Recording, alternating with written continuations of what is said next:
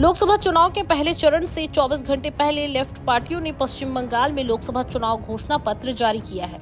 इस घोषणा पत्र में राज्य में सत्तारूढ़ टीएमसी की ममता बनर्जी सरकार और केंद्र में सत्तारूढ़ बीजेपी की सरकार पर हमला बोला है। घोषणा पत्र में आरोप लगाया गया है कि वादे करने के बावजूद केंद्र कुछ मामलों में उन्हें पूरा नहीं कर सकी। साथ ही उक्त राज्य की सत्ताधारी पार्टी पर भ्रष्टाचार के कई आरोप लगाए गए हैं।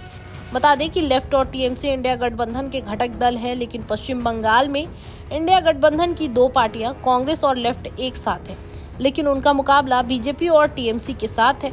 वाम दलों के घोषणा पत्र में कहा गया कि केंद्र की भाजपा सरकार ने हर क्षेत्र कृषि, स्वास्थ्य, शिक्षा, नौकरी में कितने वादे किए और वो उन्हें कितना पूरा करने में सफल रहे।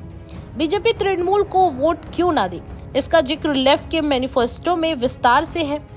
वाम मोर्चा के चेयरमैन विमान बोस ने तृणमूल के घोषणा पत्र पर निशाना साधा।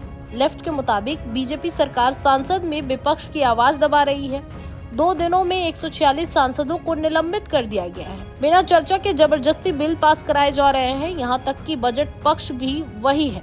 वामपंथियों का दावा है कि बजट का 79% हिस्सा बिना चर्चा के पारित किया जा रहा है। इस राज्य की सत्ताधारी पार्टी शुरू से ही ईडी, सीबीआई, एनआईए जैसी केंद्रीय एजेंसियों के इस्तेमाल से शिकायत कर रही है।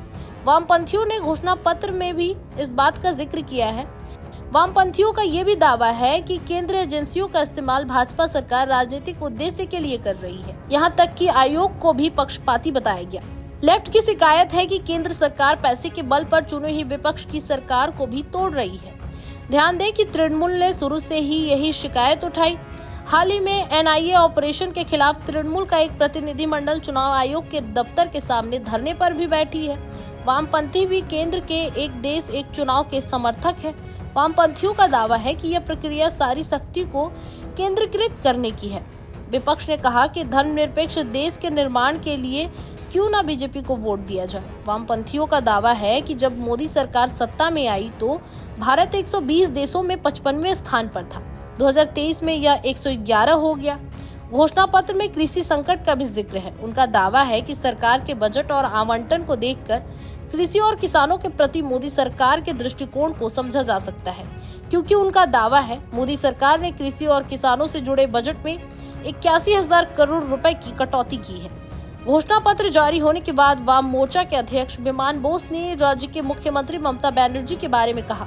हालांकि मुख्यमंत्री विभिन्न मुद्दों पर बात करती हैं। वह 1998-1999 में भाजपा के नेतृत्व वाली सरकार में केंद्रीय रेल मंत्री रही थी। ऐसा नहीं कह रहा हूं। उन्होंने उन लोगों के साथ चुनाव किया जिनके बारे में वे कहते हैं कि वे बाहरी हैं।